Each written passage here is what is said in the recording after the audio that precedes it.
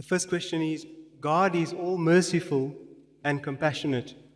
How do you explain earthquakes, tidal waves, etc.? There are many ways of looking at things.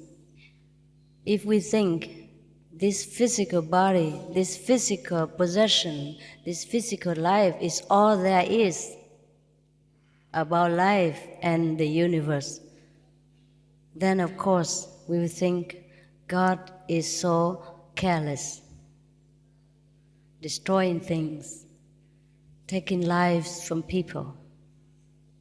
But if we see things in a spiritual way, if we trust in God's wisdom, then we know everything is all right. Everything is perfect. That is another way to look at it. More practically speaking, we also are responsible for all the disaster in this planet. Not all, but many of them. We cut down trees, so we reduce rain and we encourage more landslide, encourage more drought, which in turn affect the harvest and make a lot of people hungry. And we test atom bombs here and there, everywhere. We interfere with the stability of this globe, of the way it vibrates and changes and turn, yes. And we cause many of the unspeakable disaster to ourselves. But whatever God takes away, He gives another. Because He's a creator. We never know for what purpose unless we learn to be one with God, to ascend into a higher dimension where intelligence is boundless, where the vision is limitless. Then we can see the order of work of the universe. Then we understand why some things has happened. We will know that everything is for the best. Then we will not blame God anymore. Does the meditation process give you a clear mind, and is this path leading to heaven through Jesus Christ and not changing any of God's principles? Yes, yes.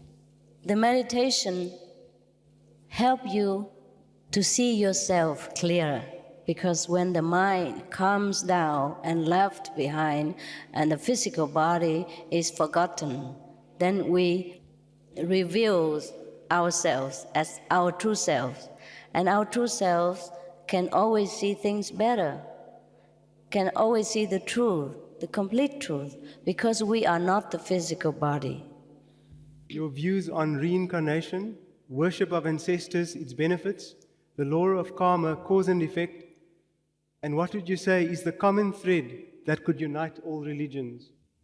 I mentioned before already, if the power of your thought have created things which have not arrived during your existence in this planet, and then it will arrive again some other time later, and you have to reborn again in order to enjoy that, bad or good. Yeah?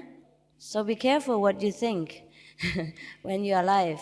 Then you don't have to enjoy the bad or good consequences. Everything we created. And number two, when our ancestors departed from this world, it's just like I have mentioned already.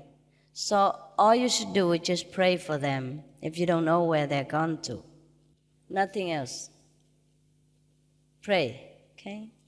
Worship only God. Be grateful to our ancestors and parents, but pray for them to be liberated. Don't use them because they die already. Let them rest, for God's sake. Don't pray to them for prosperity, for protection, for whatever material gain that we want to extract from them. They have done their share already during their lifetime. All we do is, if we really love them, pray for them so that God protect them, lift them up to a higher dimension. That's all we should do. No worship, no calling, no nagging, no demanding. The last one, the thread that unites all religion. Okay. That would be good if all the religions united. But actually we have only one religion. According to my study of different religious scriptures, they say the same thing. The essence of the teaching are the same, that we have one, that God, and that we should find him or her. How do we rid ourselves of our ego? Wow, that's a big question. Yes, how, huh? Only when we see God on a daily basis, only when we see the splendor, the greatness of our Almighty Father, then we feel that we are nothing.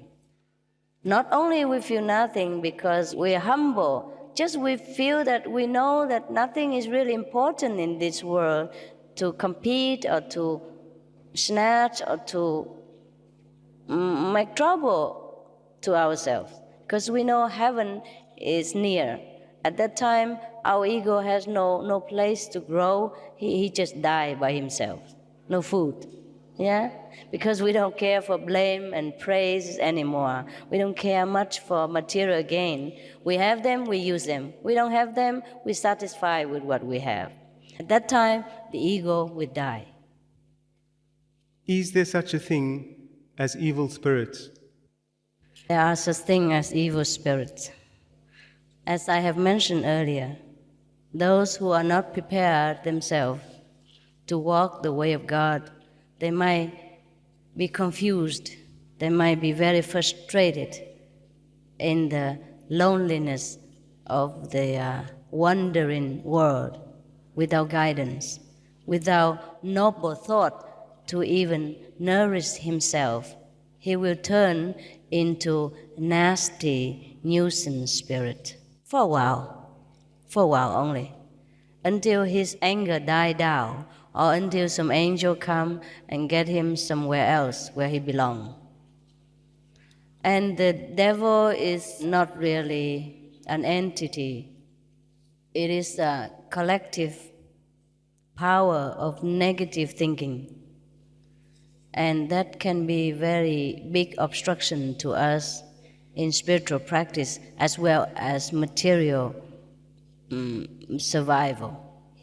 This concentrated negative power could be felt sometimes when we try to reach God, when we try to do some really beneficial work for mankind.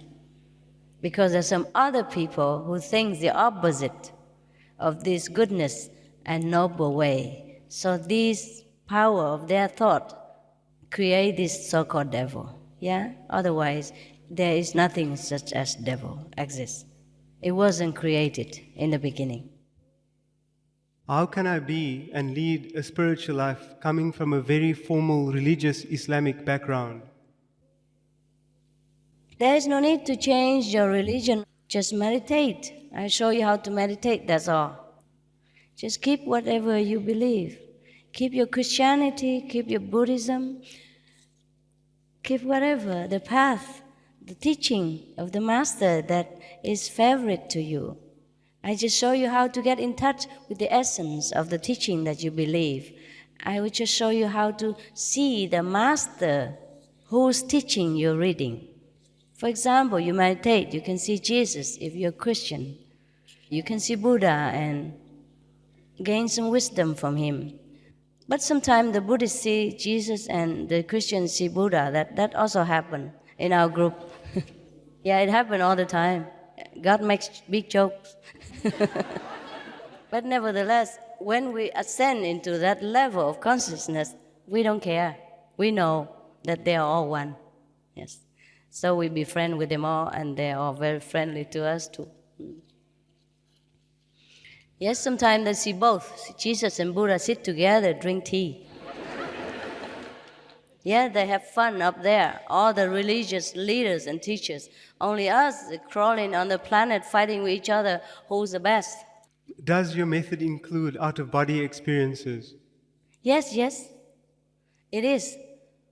But this is just the beginning. It's called astral project, which you can leave your body. So in our method, we close curtain on that. We just take you straight to a higher astral world first. That is a number one beginner astral projection. And then after, if you pass that astral world, we take you to the second world, where you see how things are created and why things happen to people.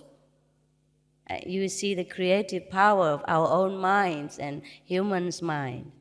And then after that, you go to a higher world to see the Lord of all creations. I mean, creation in this level only, yeah? We might call him the creator, because he does create. He creates material things, he creates the mind, he creates the feeling, the spiritual aspect of the mind. But then we have to leave that world too, have to go higher into the dimension of we call nothingness. And then higher than that, we have to go to the home of the Master, see all the splendor of the Lord, of the representative of the Lord. And then we can go higher and higher still. But after the fifth world, we are already the Master. We regain our mastership. Then we can do what we like with our life. We can lead others also into bliss and happiness. We can be the torch bearer of the world. It's not astral projection is the end. It's only the beginning. Very low, humble beginning. How do you identify the real God with so many different religions of the world? There's only one God.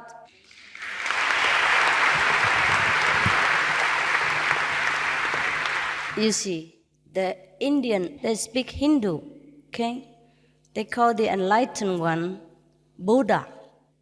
Or the Jews, they speak Hebrew. And they call the enlightened Son of God Christ. Yeah? Etc., etc. But if we translate it into English, there's only one, enlightened. That's why even within one religion, people fight with each other. That is a very big mistake. We should correct that. Yeah? Even if there is many gods, even if, suppose if we have different gods, okay, Muslim God, Christian God, Buddhist God, they all should be merciful. They would never want us to fight with each other, no? Thank you. What can you tell us about extraterrestrial beings? I have some tapes we have mentioned about that already. But we are all extraterrestrial beings. Don't you know that? We came from heaven, all of us, extraterrestrial. Nothing to talk about.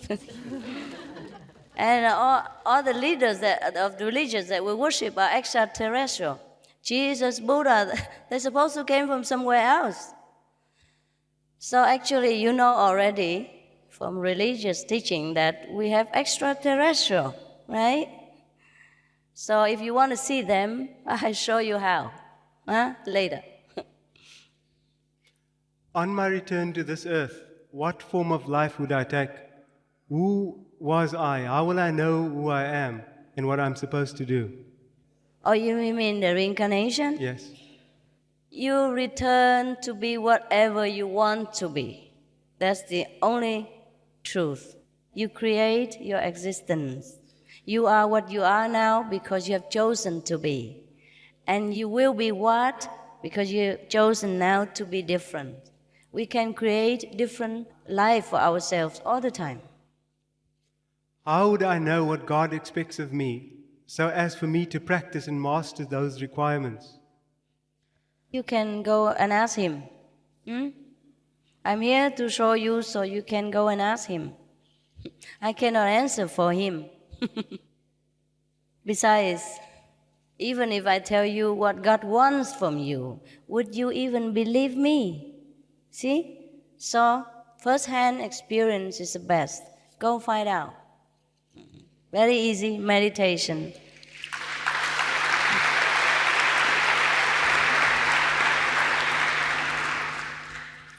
A note of salutation. to you, Master. As you walked in, I just felt so beautiful, and it was though I could see my spiritual Master receiving us with his divine love and beautiful energy. I somehow was a bit emotional just absorbing your beauty from within and your intense energy. Thank you for giving us this opportunity of listening to you and your inspiring speech. There is so much I can identify with. Bless you. And thank you. You must be very pure in the heart to feel that. You must be very devoted to God in order to have sense what you have written. I congratulate you. It appears to me as though Master Ching Hai is a gifted person in more ways than one. Can Master please explain to me who or what is the source of her inspiration? Oh, that's all came from him. Whatever he gives is all his. I have nothing. I was born with nothing. I grown up with nothing. And I have been given all these talents late in life because I practice meditation. I seek God first before everything else. And then he gives me everything else. All the things I never asked.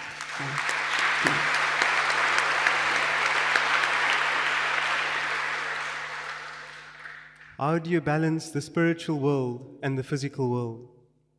Well, we have to practice the spiritual life because right now, most of us are practicing physical way of life already. So there's another part missing because we are not only physical, we are also spiritual being.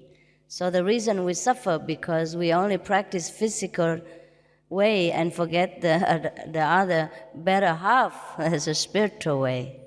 So to balance it, we start practicing now. If heaven exists, duality exists. Is our goal not to lose duality and to become one with the Supreme Consciousness? Oh, yes. Heaven is not everything. Yeah? But we go there first. Better than go to hell first. Just one at a time. We go to heaven so that we can have a taste of the celestial life, and we met all the heavenly beings and learn further, and then we be one with the Most High, of course. Yeah? We pass through heaven.